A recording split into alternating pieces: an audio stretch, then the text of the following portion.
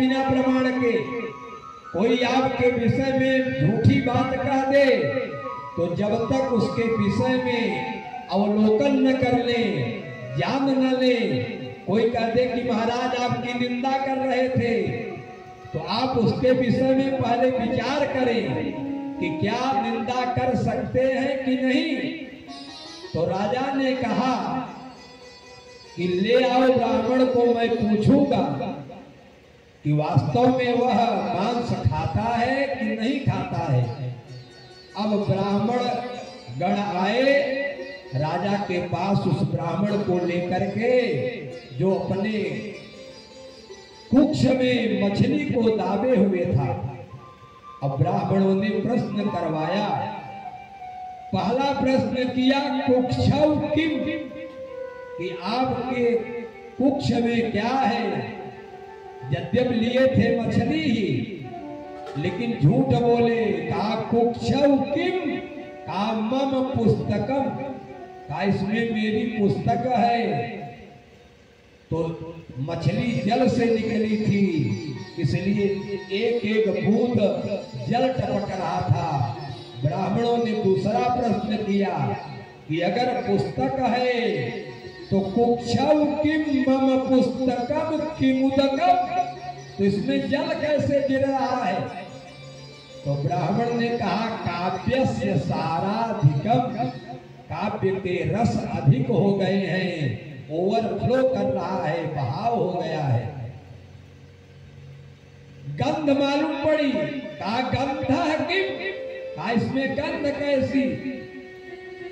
कहा महाराज, कहा कोई सामान्य पुस्तक नहीं है। गंध किम ननु राम रावण बधा, संग्राम गंधोत्कटा। राम रावण के बीच में इतना भयंकर संग्राम हुआ, उसकी गंध पुस्तक से प्राप्त हो रही है। तब तक काफी देर तक कांख में दबने के बाद मछली छटपटाने लगी। ब्राह्मणों को मौका मिला, का जीव है किम, का जीव है क्या। तो ब्राह्मण ने कहा अब असली प्रश्न किए, का जीव किम मम मंत्रयुक्त जनितम संजीवनम पुस्तकम, काया पूरी पुस्तक ही संजीवनी है, प्राणमय है। तो कहा प्राण आता कैसे है। आज जब पृथ्वी तत्व हो, जल तत्व हो, आकाश तत्व हो, पवन का तत्व हो और समीर का तत्व हो, छित जल पावक गगन और समीर, इन पांच तत्वों से मिल करके शरीर का निर्माण होता है। लेकिन एक आचार्य हुए जिसकी चर्चा यहाँ पर चल रही है, कपिल देव भगवान, इन्होंने सांख्य शास्त्र में 19 तत्व बताए कि ये हमारी शरीर 19 तत्वों से मिल करके बनी हुई है। ये 19 तत्व क्या है। 5 कर्मेंद्रियां हैं जिससे हम कर्म करते हैं, 5 ज्ञानेंद्रियां हैं जिससे हम ज्ञान की प्राप्ति करते हैं, और 5 महाभूत तत्व हैं, छित जल पावक गगन समीर, और 4 अंतःकरणीय तत्व हैं, मन बुद्धि चित्त अहंकार। इन 19 तत्वों से मिल करके शरीर हमारी बनी हुई है। इसमें जब तक आप राम नाम के तत्व को नहीं जोड़ेंगे तब तक इस शरीर का विभाजन होने वाला नहीं है। इसलिए भगवान का नाम अत्यंत आवश्यक है। काय शरीर बड़ी महत्वपूर्ण है। शरीर की तुलना शास्त्रों में सर्वोपरि किया गया है। शरीर के विषय में बताया कि कबहु की करी करुणा नर देही। जब भगवान बड़ी करुणा करते हैं तो अनायास ही यह मानव शरीर प्रदान कर देते हैं। आए शरीर क्या है। एक शरीर के ऊपर हड्डियों का ढांचा है, इसमें मांस का लेप है और नसों से उसको सी दिया गया है और ऊपर से चांद का आवरण लगा दिया है। इसमें गंध और सुगंध दो प्रकार के विकार दे दिए हैं और जीवन में आंख का विकार, कान का विकार, नाक का विकार, जिह्वा का विकार दे दिया है। और यह जिह्वा हमारी सुंदर स्वाद प्राप्त करना चाहती है, नाक सुंदर गंध प्राप्त करना चाहते हैं, कान सुंदर शब्द प्राप्त करना चाहते हैं और शरीर सुंदर स्पर्श प्राप्त करना चाहती है। जबकि उद्देश्य यह है कि हमारे हाथ जब भी उठे तो दान की तरफ उठे और हमारे कान जब खुले तो भगवान के कथा में, भगवान के गुणानुवाद में, हमारे पैर जब जाएं तो तीर्थ यात्रा में जाएं और हमारा मुख जब खुले तो भगवान के गुणगान में खुले। ऐसी दिव्य शरीर हमारी है जिसमें 360 हड्डियां हैं, 20 नख है, 3.5 करोड़ रोमे हैं और शरीर के विभाजन के विषय में, शरीर की स्थिति के विषय में भागवत में इस प्रसंग में कपिल देव भगवान ने बड़ी ही सुंदर चर्चा किया का शरीर हमारी इहलोक और परलोक को बनाने वाली है। इससे आप परलोक भी बना सकते हैं और इस लोक को भी बना सकते हैं। इससे स्वर्ग भी जा सकते हैं और नरक भी जा सकते हैं। और इस शरीर को प्राप्त करके अहंकार नहीं करना चाहिए। बाबा कबीर ने शरीर के विषय में बताया कि ये शरीर कैसे बनती है। कहा ये शरीर एक चादर है, का चदरिया झीनी रे झीनी, चदरिया झीनी रे झीनी, राम नाम रस भीनी, चदरिया झीनी रे झीनी, चदरिया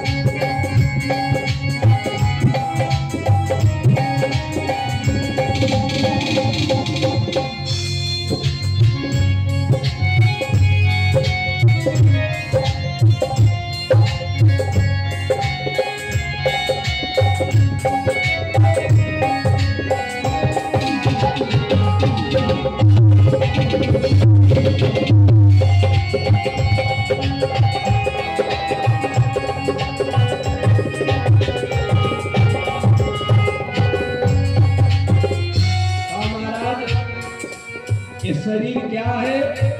का एक चादर है, इसमें राम नाम का रस भरा हुआ है। आए शरीर कैसे बनी है? का पंच तत्व का बना पीजड़ा, पंच तत्व का बना पीजड़ा, आठ रंग की नीली चदरिया, आठ रंग की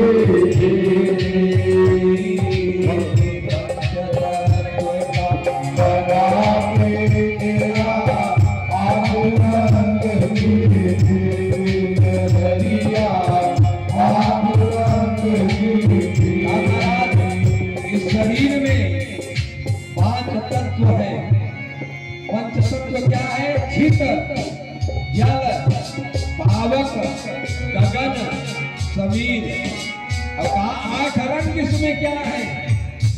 भूमि रापो नलो वायु हम मनो बुद्धिरेव च अहंकार इति यमे भिन्ना प्रकृतिरष्टधा कि पंचतत्वता बनाती जड़ा आठ रंग की धीनी दरिया आठ रंग की धीनी पंचतत्वता बनाती जड़ा आठ रंग की धीनी दरिया आठ रंग की पूनन में लागे 9-10 मास पूनन में लागे बनाने में 9 से 10 महीने लगता है। कैसे बनती है? तो सांख्य शास्त्र में बताया भागवत के 3 स्कंध में कि पहले महीने में शरीर का निर्माण कैसे होता है कि प्रथमे अहिनी मूर्धा पहले महीने गले का भाग बन करके तैयार होता है। दूसरे महीने में स्कंध कंधा बनता है। तीसरे महीने में हृदय बनता है। चौथे महीने में नाभि बनती है। 5वें महीने में जंघा बनता है। 6वें महीने में कमर के नीचे का भाग बनता है और 7वें महीने में जांघ बनती है और 8वें महीने में शरीर का पृष्ठ भाग बनता है। 9वीं देह साध्य 9 महीने में पूरी शरीर बन करके तैयार हो जाती है। और 10वें अहिनी क्षुधा तृषा 10वें महीने में भूख और प्यास लगना प्रारंभ हो जाती है कि 9-10 मास पूनन में लागे 9-10 मास पूनन में लागे मूर्ख में तेरी गदरिया मूर्ख में तेरी 9-10 मास पूनन में लागे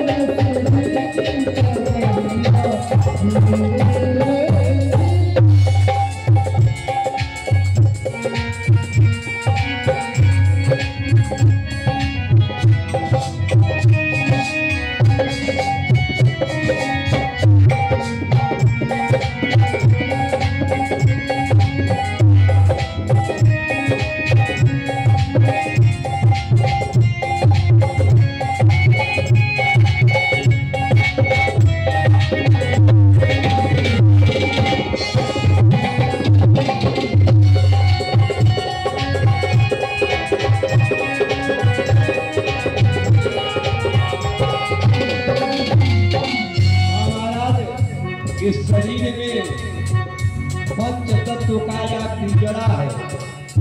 इसमें 8 रंग हैं और इसको बनाने में कितना समय लगा? 9 से 10 महीने में। और कहा इस चादर को केवल मनुष्य ही नहीं ओढ़े, कहा इसको देवता भी ओढ़े, मनुष्य भी ओढ़े, राक्षस भी ओढ़े, किन्नर भी ओढ़े, लेकिन जिसने इस चादर को ओढ़ा सबने गंदा कर दिया, मैला कर दिया। कहे शरीर की गंदगी क्या है? काम की गंदगी, क्रोध की गंदगी, लोभ की गंदगी, मोह की गंदगी और राग रोष ईर्ष्या कपट मोह की गंदगी से इस देव दुर्लभ चादर को मैला कर दिया। लेकिन कबीर दास जी ने कहा, भैया जब मैंने इस चादर को ओढ़ा तो जैसे भगवान ने दिया था वैसे ही इस चादर को रख दिया, कोई गंदगी नहीं हुई। कहा यह चादर सुंदर मुनि ओढ़े, ओढ़ के मैली की चदरिया, ओढ़ के मैली की। यह चादर सुंदर मुनि ओढ़ के मैली की चदरिया, ओढ़ के मैली की।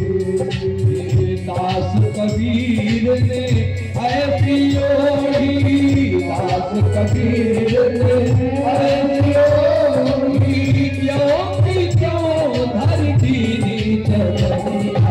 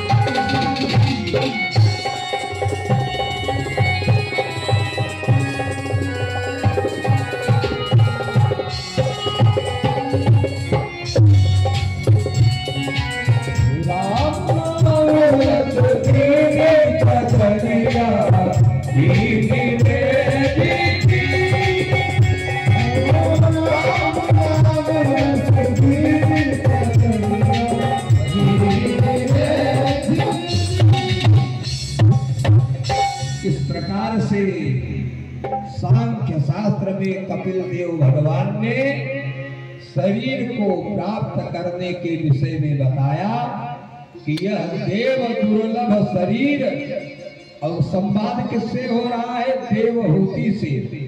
कपिल भगवान का देवहूति से संवाद हुआ और कपिल भगवान को ही देवहूति ने अपना गुरु मान लिया, पुत्र को ही अपना गुरु बना लिया।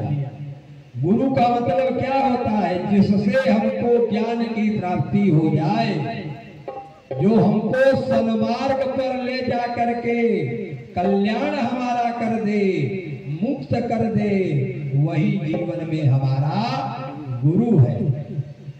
अब जो अंतिम कन्या थी प्रसूति, उसका विवाह हुआ दक्ष प्रजापति के साथ, और दक्ष प्रजापति और प्रसूति के संसर्ग से 16 कन्याएं पैदा हुई। 13 कन्या का विवाह धर्म के साथ कर दिया, 2 कन्या का विवाह पितरों के देवता अर्यमा के साथ कर दिया, और जो अंतिम कन्या सती थी उनका विवाह भगवान भोलेनाथ के साथ कर दिया। अब राजा परीक्षित ने सुखदेव जी से पूछा कि राजन, मैंने सुना है कि दक्ष प्रजापति भगवान शंकर से बड़ा विरोध करता था। अगर शिव जी का दामाद था, अगर शिव जी दक्ष प्रजापति के दामाद थे तो उनमें वैमनस्य कैसे था, विरोध कैसे था। अब सुखदेव जी महाराज ने सती प्रसंग की चर्चा को यहाँ पर बताया। कहा राजन, बात उस समय की है जब प्रजापति को देवताओं ने दक्ष को प्रजापति शब्द से संबोधित कर दिया।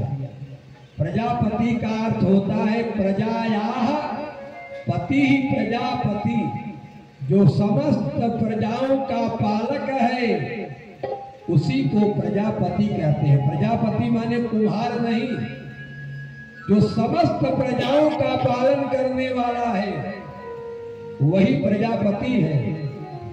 और आज भी समाज में अगर कोई बड़ा पद पा जाता है तो वह अहंकार से युक्त हो जाता है, और वही स्थिति दक्ष की हुई। जब बड़ा पद पा गया, दक्ष ही कीन प्रजापति लायक, अब बड़ा अधिकार दक्ष जब पावा, जब बड़ा पद पा गया तो एक दिन परीक्षा लेनी चाहिए। सारे देवताओं को आमंत्रित किया, सारे ऋषियों को आमंत्रित किया, सारे ब्राह्मणों को आमंत्रित किया। सारे देवता आ गए, इंद्र आए, वरुण आए, कुबेर आए, अश्वनी कुमार आए, अर्यमा आए। उसी देवताओं में ब्रह्मा आए, विष्णु आए और भूत भावन भगवान भोलेनाथ आए।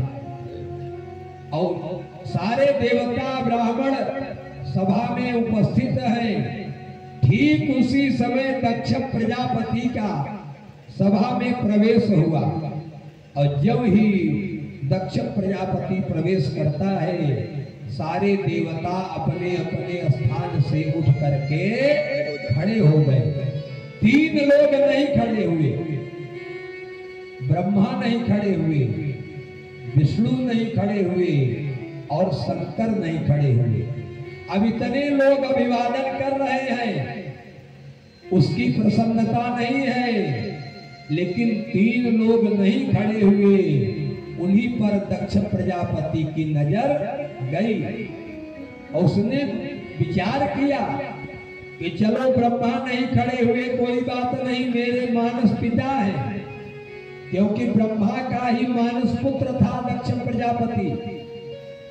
का विष्णु नहीं खड़े हुए, कोई बात नहीं, भगवान विष्णु सर्वश्रेष्ठ देवता हैं, जगत पूज्य हैं।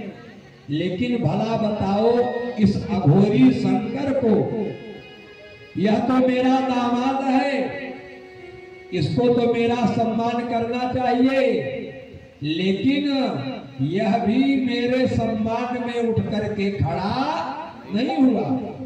अब यहाँ पर दक्ष प्रजापति ने भगवान शंकर को गालियों से संबोधित किया। का प्रेतावासेषु घोरेषु प्रेतै भूत गणै वृतः। का भला इसको ज्ञान कहां से आएगा? यह प्रेतों के संग में रहते रहते प्रेत हो गया है। इसका रहन सहन नहीं है ठीक, इसका चाल चलन नहीं ठीक है, यह भस्म रवाने वाला है, अघोरी है। भला बताओ, मेरी बुद्धि मारी गई थी, मैंने अपनी कमल लोचनी कन्या का विवाह इस मरकट लोचन बंदर की आंख वाले शंकर से कर दिया। अब इतनी गालियां देना प्रारंभ किया तो भगवान शंकर ने यहाँ पर समाज को एक नियम बताते हैं कि 4 जगह व्यक्ति को धैर्य धारण करना चाहिए।